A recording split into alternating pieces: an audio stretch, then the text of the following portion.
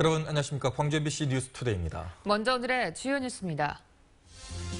세계 수영대회 준비 상황을 점검한 국제수영연맹 대표단이 대회 준비에는 무리가 없지만 정부 지원 의지를 확인할 수 없다며 우려를 나타냈습니다. 광주의 한 아파트에서 70대 독거 노인이 흉기에 찔려 숨진 채 발견돼 경찰이 수사에 나섰습니다. 주택담보심사제가 강화되면서 주택거래 감소로 이어질 것이라는 우려와 시장 침체는 없을 것이라는 전망이 교차하고 있습니다. 기아 타이거즈가 시즌 초반 빈약한 타선과 결정적인 수비 실책에 발목을 붙잡히는 답답한 경기력을 보이며 하위권에 머물고 있습니다.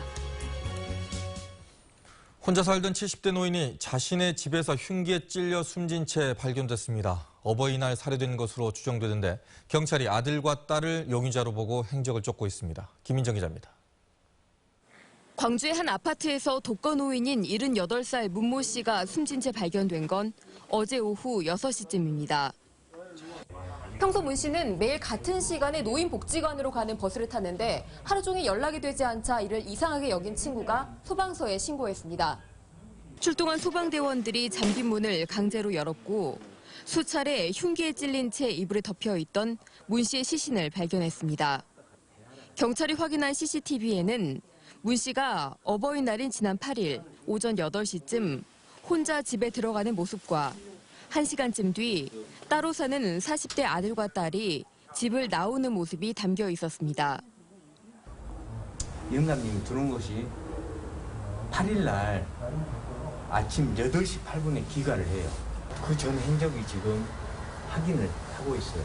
경찰은 아들과 딸이 현재 연락이 닿지 않고 있고 아직까지 다른 외부 침입 흔적도 발견되지 않았다고 밝혔습니다.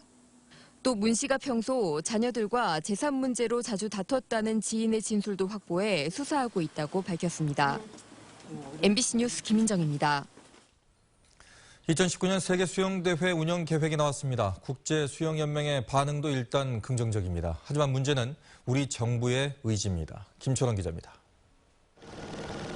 광주시는 여러 가지 안을 검토한 끝에 남부대 국제수영장을 주 무대로 쓰기로 했습니다. 주경기장인 수영장에서는 경영과 다이빙 대회를 치르고 가변 좌석을 설치해 8천여 석의 관람석을 추가 확보하기로 했습니다. 바로 앞 축구장에는 임시 수조를 설치해 싱크로나이즈드 스위밍 경기를, 진월 국제 테니스장에도 임시 수조 2개를 설치해 수구 경기를 치르기로 했습니다. 유대회 시설을 최대한 활용해 예산을 줄이겠다는 보관입니다. 시설을 점검한 국제수영연맹 대표단도 긍정적인 반응을 보였습니다. For the World Championships, we are going to enlarge that site to make more spectators, and not many changes here inside. I think the venue is good and. 계림 8구역 재개발 조합의 선수촌 포기로 어려움이 예상됐던 숙소 문제도 일단은 한 고비를 넘겼습니다. 광주시는 엘리트 선수들의 챔피언십 대회와 동호인들의 마스터스 대회를 분리 개최하는 방안에 대해 국제수영연맹과 잠정 합의했습니다. 마스터스 대회하고 챔피언 대회가 겹쳐서 할 경우에는 이 선수촌이 더 많이 필요하는데 오늘 분리해서 하기로 그렇게 했습니다. 그러나 국제수영연맹은 조직위원회 구성이 당초 계획보다 늦어지고 대회 지원에 대한 정부의 의지를 확인할 수 없다는 점에 대해서는 깊은 우려를 나타냈습니다. MBC 뉴스 김철원입니다. 윤장현 광주시장과 광주 지역 국회의원 당선자들이 오늘 처음으로 만납니다. 광주시는 이 자리에서 자동차 100만 대 사업과 삼성전자 전장 부품 사업 유치, 시내 면세점 유치 등 16가지 현안 사업에 대한 적극적인 지원을 건의할 예정입니다. 이 가운데 특히 삼성전자 전장 부품 사업 유치는 더불어민주당의 총선 공약이었다는 점에서 국민의당 당선자들이 어떤 입장을 내놓을지 주목됩니다. 나오실 때 우산 챙기셔야겠습니다. 오늘 새벽부터 전국적으로 비가 이어지고 있는데요. 앞으로 남해안에 최고 30mm, 광주와 전남 내륙에는 5에서 10mm의 비가 오다가 저녁에는 대부분 그치겠습니다. 오늘 비가 내리면서 미세먼지 걱정은 없겠는데요. 이 문제는 비가 그친 뒤에 밤 늦게 서쪽 지방을 중심으로 다시 미세먼지 농도가 높아질 가능성이 있습니다. 현재 기온입니다. 영광 12.6도, 광주 14.7도, 10.7도, 나주 13.7도로 어제 같은 시각보다 1, 2도가량 낮고요. 낮에는 비가 내리면서 어제보다 1도에서 3도가량 기온이 내려가겠습니다. 곡성 구례 18도에 머물겠고 고흥 17도가 예상됩니다. 날씨였습니다. 광주의 한 장애인 보호센터에서 40대 장애인인 남성 사회복지사에게 폭행을 당했다는 의혹이 불거졌습니다. 장애인은 병원에 입원 중이며 가족들은 사회복지사 등을 경찰에 고소했습니다. 송정근 기자의 단독 보도입니다. 한쪽 다리에 피멍이 들어있고 뼈가 부러져 수술을 받은 다리에는 철심을 박은 자국이 선명합니다. 지난 3월 장애인 주간보호센터에 다니던 지적장애 1급 40살 조모 씨가 입은 전치 14주의 부상입니다. 조 씨는 센터에서 근무하는 남성 사회복지사에게 맞았다고 지속적으로 진술하고 있습니다. 가족들은 사회복지사 32살 김모 씨와 센터장을 경찰에 고소했습니다.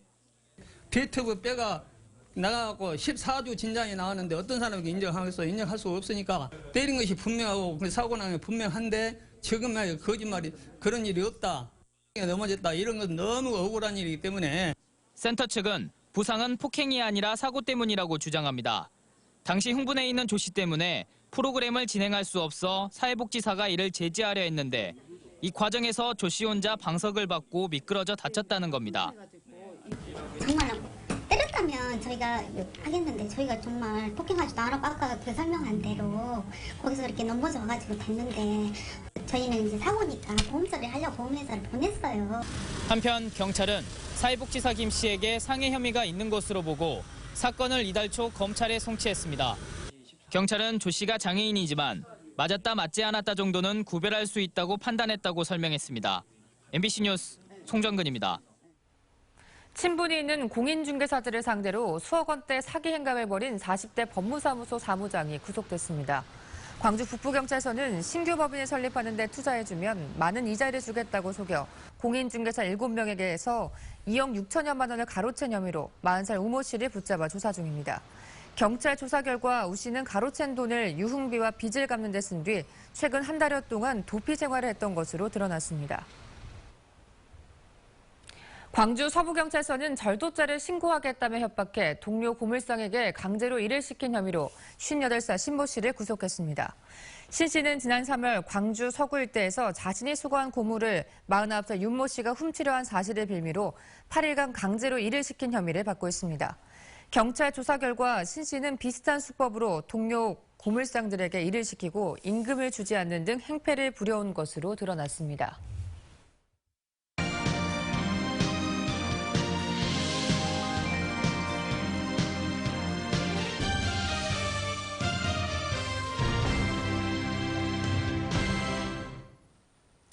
이달부터 지역에서도 주택담보대출을 받기가 까다로워졌습니다. 광주 지역 부동산 업계는 주택 경기가 하락세를 보이는 상황에서 대출을 받기도 어려워져서 집값 하락으로 이어지지 않을까 우려하고 있습니다. 박수인 기자입니다. 이달 들어 주택담보심사제가 강화된 지방은행에 대출 기준에 대한 문의가 평소보다 늘었습니다. 갚을 수 있는 만큼만 돈을 빌려 원금과 이자를 나눠 갚는 게 새로운 주택담보대출의 골자입니다. 본인 소득에 따른 상환능력 심사 및 비거치식 분할 상환으로 처음부터 나누어 갚을 수 있도록 하고 있습니다. 다만 집단대출은 근본 선진화 방안 대상에서 제외됩니다. 광주 지역 부동산 업계는 강화된 대출 기준이 집값 하락으로 이어지지 않을까 우려하고 있습니다. 지난 3년 동안 매년 만여 세대의 아파트가 공급됐고 올 한 해에만 12,000여 세대의 새 입주가 이루어지는 상황에서 대출 장벽이 주택 거래 감소로 이어질 수 있기 때문입니다. 올 들어 이미 광주의 아파트 평균 매매 가격이 하락세로 돌아섰고 일부 분양 아파트의 청약률이 겨우 1대1을 넘긴 상황이 주택업계의 우려를 키우고 있습니다. 이런 정책이 장기화되면은 주택시장이나 부동산 시장이 어려움이 있을 걸로 생각을 하고요. 지난 몇 년 동안 호황을 누렸던 지역 주택건설업계도 시장 상황을 주시하고 있습니다. 다만 올해 예정된 주택 공급량이 연년의 절반 정도에 그쳐 공급 과잉으로 인한 시장 침체는 없을 것으로 내다봤습니다. 택지 고갈로 인해서 공급은 줄어들 수밖에 없는 상황이니까 이런 것들이 시장에 크게 영향을 미치지는 않을 것이다. 오히려 그 문제는 주택시장 내부가 아니라 외부에서 오는 압력입니다. 조선과 전자 등 주력 산업 침체가 장기화되고 이로 인한 소득 감소에 대출 장벽이 더해지면 집값 폭락을 막기 어려울 수도 있습니다. MBC 뉴스 박수인입니다. 전국적으로 확산되고 있는 옥시 제품 집중 불매 운동에 광주 지역 시민사회도 동참해 피해자 보상 촉구에 힘을 실었습니다. 광주 시민단체협의회 등은 오늘 광주 5.18 민주광장에서 기자회견을 갖고 가습기 살균제 제조사인 옥시 제품 불매 운동을 공식 선언하고 지자체 실태조사와 피해자 상담 창구 마련 등을 촉구합니다. 시민사회는 사고 책임이 가장 크고 정부 조사와 검찰 수사를 적극적으로 방해한 옥시를 소비자 운동을 통해 퇴출시켜야 한다고 주장하고 있습니다. 광주 지역 백화점들이 황금 연휴 기간에 반짝 특수를 누린 것으로 집계됐습니다. 광주 신세계에 따르면 어린이날인 지난 5일부터 연휴 나흘 동안의 매출 실적이 전년 동기 대비 15.2% 증가했습니다. 롯데백화점 광주점도 이 기간 동안 매출이 전년 대비 30% 이상 큰 폭으로 신장했습니다.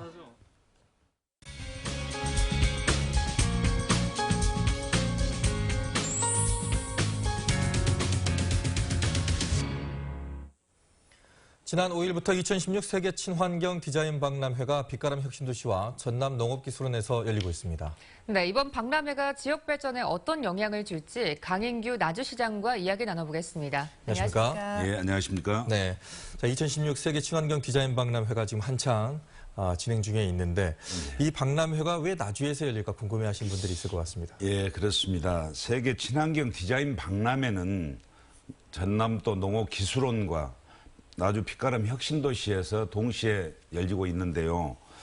세계 친환경 디자인 박람회는 친환경과 디자인을 접목한 세계 최초의 신개념 박람회로 자연의 색과 빛을 바탕으로 새로운 트렌드를 선보입니다. 나주 역시 친환경 농산물과 천연염색 문화관 등 천연염색의 메카의 도시입니다. 이러한 지역 이미지에 부합하여 나주에서 열리게 되는 것은 어찌 보면 당연한 것입니다. 네, 박람회가 성공적으로 진행이 될 수 있도록 나주시에서도 아낌없는 지원을 했을 것 같은데요. 네, 세계 친환경 디자인 박람회가 전남도에 주최하고 있지만 사실 우리 시에서 열리는 만큼 나주시가 주최한다는 그러한 마음으로 성공적인 개최를 위해서 최선의 노력을 다해 나가고 있습니다. 그동안 조직이 인력 파견과 박람회 입장권 판매 등 홍보물과 홍보탑, 또 현수막 개첨 등은 물론 각종 행사와 회의가 있을 때마다 박람회를 적극 홍보하였습니다. 우리 시에서는 조직위원회와 수시로 의견을 조율하면서 작년부터 열심히 박람회를 준비해 왔습니다. 특히 금년 역점 시책으로 추진하고 있는 클린 나주 만들기의 핵심인 친절하고 질서 정연한 그리고 청결을 범시민운동으로 전개하고 있으면서 10만 시민과 함께 손님맞이에 최선의 노력을 다하고 있습니다. 네. 자, 이 박람회가 이제 지역 발전하고 바로 연계가 좀 돼야 될 것 같은데 어떻게 하실 예정이십니까? 그렇습니다. 박람회 사목 집계 결과 개막일인 5일부터 8일까지 나흘 동안 당초 목표 관람객 88만 명 중 무려 21만 명이 다녀갈 정도로 성황을 이루기도 했습니다. 나주를 방문하시는 관광객들을 지역의 주요 관광지와 연계하고 또 농산물 판매도 확대해서 박람회의 효과를 지역 발전에 확산시켜 나갈 그런 준비를 해가고 있습니다. 지난주 나흘간의 연휴 동안 우리 시의 금성관 앞에 곰탕의 거리는 길게 줄을 서고 번호표를 받아서 점심을 드실 정도로 많은 관광객들이 다녀가셨습니다. 우리 시는 주요 관광지를 돌아보는 나주 시티 투어를 포함한 관광 프로그램을 박람회와 연계해서 이렇게 운영하고 있습니다. 네, 최근 또 기분 좋은 일이 나주시의 인구가 10만 명을 넘어섰습니다. 그 의미가 좀 남다르실 것 같은데요. 예, 나주시 인구가 지난 4월 21일자로 마침내 10만 명을 회복했습니다. 1967년도에 26만 명에 달했던 나주시 인구는 그동안 도시화되고 산업화되면서 2013년 말에는 8만 7천 명으로 감소했습니다.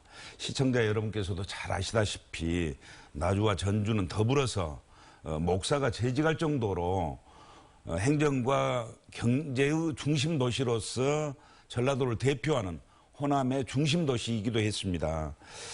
나주 인구 10만 명 회복은 숫자가 갖는 의미 외에도 옛 영화를 되살릴 수 있다는 지역민의 자긍심과 자립도시와 에너지 수도로 도약할 수 있는 기반을 구축해냈다는 데 큰 의미를 두고 있습니다. 네.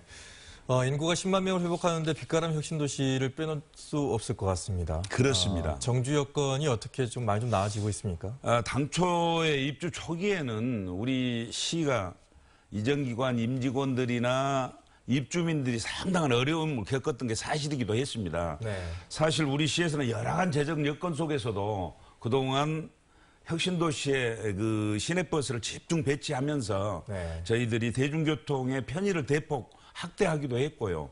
KTX 나주정차 횟수도 대폭 늘렸습니다.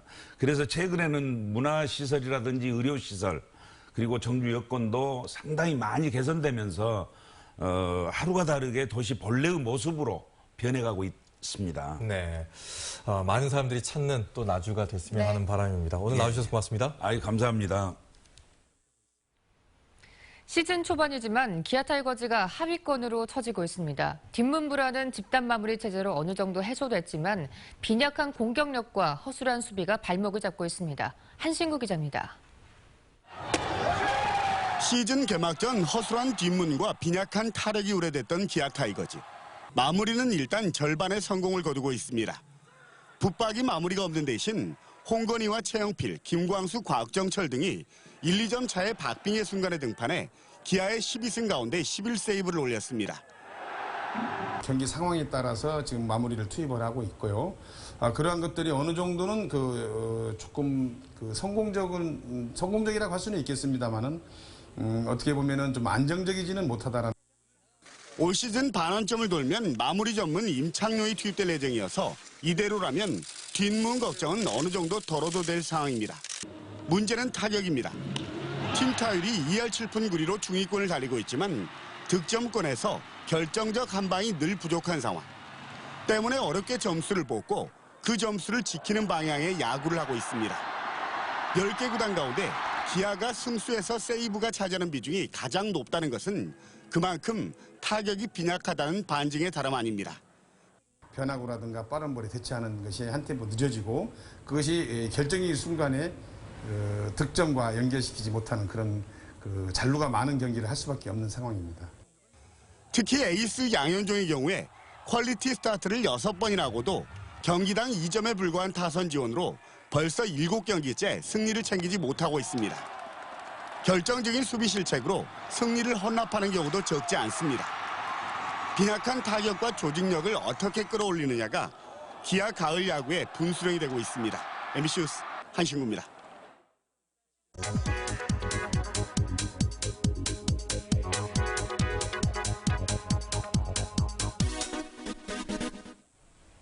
고향 기부제 혹은 고향세라는 말 들어보셨습니까?